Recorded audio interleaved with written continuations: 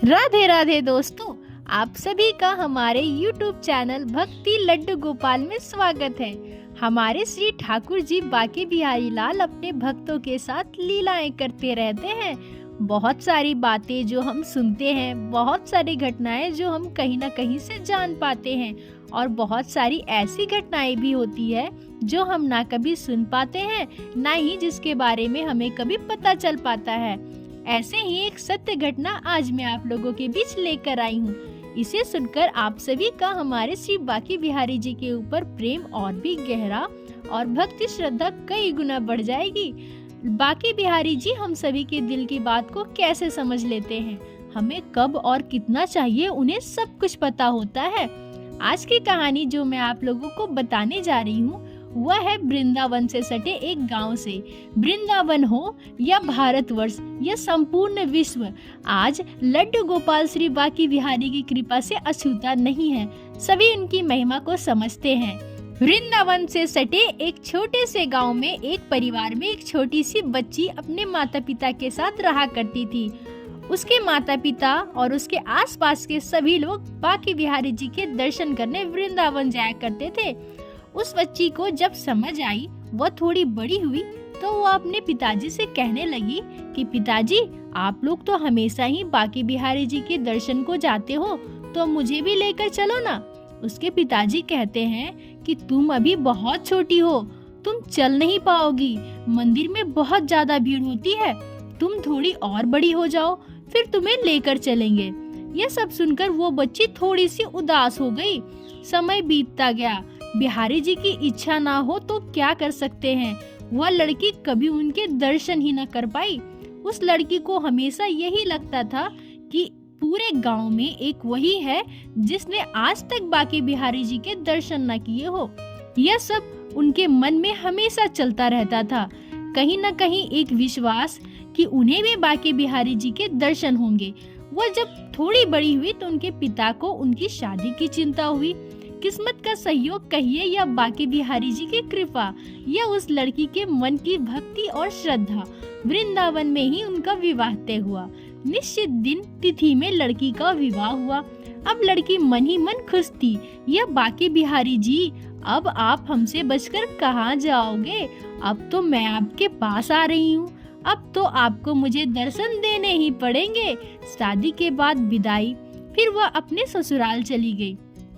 ससुराल में एक सप्ताह रुकी। उसे अभी भी बाके बिहारी जी के दर्शन नहीं हुए थे।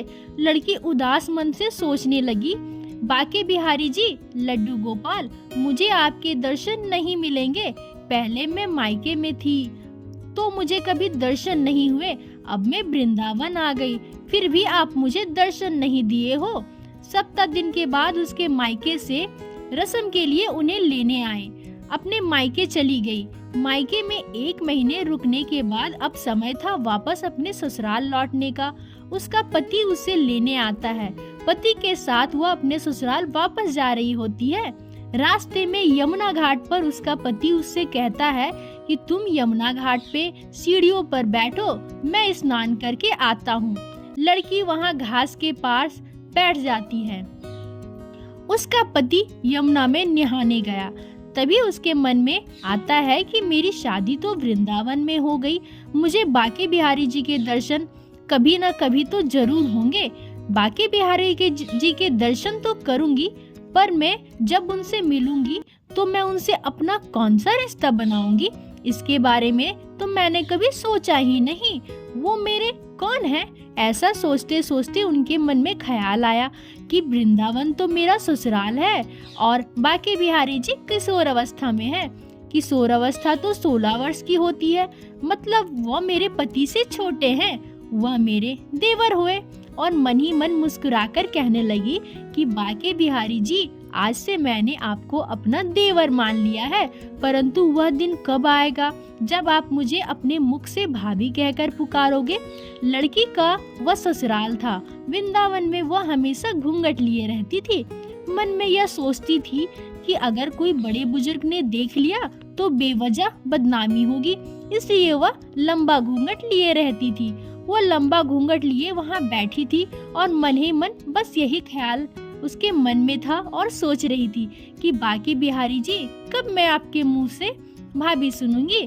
तभी एक छोटा सा सावली सूरत वाला प्यारा सा बच्चा वहाँ आकर कहता है, भाभी तनिक अपनी सूरत तो दिखाओ।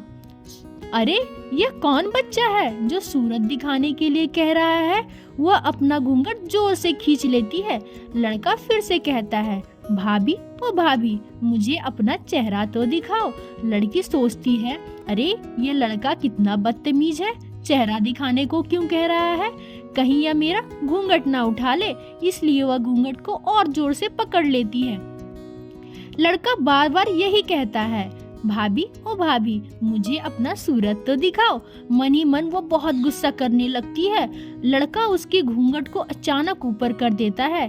जैसे ही वह घूंघट ऊपर करता है, लड़की एक झलक उस लड़के की देख लेती है। अब कोई अगर किसी का घूंघट उठा दे तो वह एक झलक उसके चेहरे पर पड़ ही जाती है। लड़का प्यारी मुस्कान के साथ वहाँ से भाग जाता है। उसका पति तब तक वहाँ आ जाता है। वह लड़की गुस्से में कहने लगती है, अरे तुम्हारे यहाँ के लड़के कितने आवारा बदमाश है। उसका पति पूछता है, क्यों क्या हुआ। तब वह पूरी बात बताती है। उसका पति उससे कहता है कि तुम चिंता मत करो, वृंदावन कोई बहुत बड़ा नहीं है, कभी न कभी कोई न कोई गली में तुम उसे जरूर देखोगी, तब तुम मुझे बताना वो कौन था। फिर दोनों घर के लिए निकल जाते हैं। कुछ दिनों की बाद लड़की की सास कहती है कि अब तुम्हारे शादी को 2 महीने से ज्यादा हो गया है, तुम मायके से भी हो आई, आसपास के सभी मंदिरों के दर्शन भी कर लिए। अब एक काम करो, तुम दोनों जाकर बाके बिहारी जी के दर्शन कराओ। लड़की मन ही मन बहुत खुश होती है और वो सोचती है कि अब बाके बिहारी जी मुझसे बच के कहाँ जाओगे, मैं तुमसे मिलने आ रही हूँ। और उत्साह के साथ दोनों बाके बिहारी जी के दर्शन को जाते हैं। उस समय बाके बिहारी जी के मंदिर में स्त्री और पुरुष की लाइनें अलग अलग थी। लड़की वहाँ घूंघट किए हुए खड़ी थी। उसका पति उसके पास जाकर कहता है कि अभी तुम अपना घूंघट उठा दो, नहीं तो तुम बाके बिहारी जी के दर्शन कैसे करोगी। और उसके बाद वो वापस पुरुषों वाली लाइन में जाकर खड़ा हो जाता है। वह स्त्री अपने घूंघट उठाती है। जैसे ही बाके बिहारी जी के दरबार का पर्दा हटता है, उस स्त्री को बाके बिहारी जी के स्थान पर वही लड़का मुस्कुराते हुए नजर आता है। वह जोर से चिल्लाने लगती है और अपने पति को आवाज लगाती है, देखो देखो यह वही लड़का है। उसका पति दौड़ते हुए आता है और कहता है, क्या हुआ। वो कहने लगती है कि उस दिन यमुना किनारे जो लड़का मेरा घूंघट खींचकर भागा था और कह रहा था, भाभी भाभी मुझे अपना चेहरा दिखाओ, ये वही लड़का है। उसका पति बोलता है, कहाँ है वो लड़का। तब वो बाके बिहारी जी की तरफ इशारा करती है और कहती है, देखो वही वो लड़का मुस्कुराते हुए मुझे देख रहा है। मंदिर में सभी जयकारा लगाने लगते हैं, बोलो बाके बिहारी लाल की जय, लड्डू गोपाल की जय, जय जय श्री राधे। वहाँ खड़े सारे श्रद्धालु और गुसाई जी कहते हैं कि बेटी तुम बहुत भाग्यशाली हो, तुम्हें दर्शन दिए हैं बाके बिहारी जी ने, मन की मुराद पूरी की है। और बाके बिहारी जी लड्डू गोपाल जी सभी भक्तों के साथ है। आज तक हमें इतना सौभाग्य कभी नहीं मिला जो सौभाग्य तुम्हें मिला है। तो दोस्तों, आप लोगों को आज की ये सच्ची घटना कैसी लगी है। अगर अच्छी लगी हो तो वीडियो को लाइक कीजिए, चैनल को सब्सक्राइब कीजिए और अपने दोस्तों के साथ जरूर शेयर कीजिए। और अगर आप लोगों के पास भी कोई लड्डू गोपाल से जुड़ी लीला कथा हो तो आप लोग हमें हमारे इंस्टाग्राम पे जरूर शेयर करें और लड्डू गोपाल की प्यारी प्यारी तस्वीरें भी शेयर कर सकते हैं। इस वीडियो के डिस्क्रिप्शन में मेरे इंस्टा आईडी है और मैं उन सभी को अपने चैनल पे जरूर शेयर करूंगी। फिर मिलती हूँ आप लोगों से श्री बाके बिहारी जी लड्डू गोपाल की एक प्यारी सी कथा लीला के साथ। राधे राधे दोस्तों।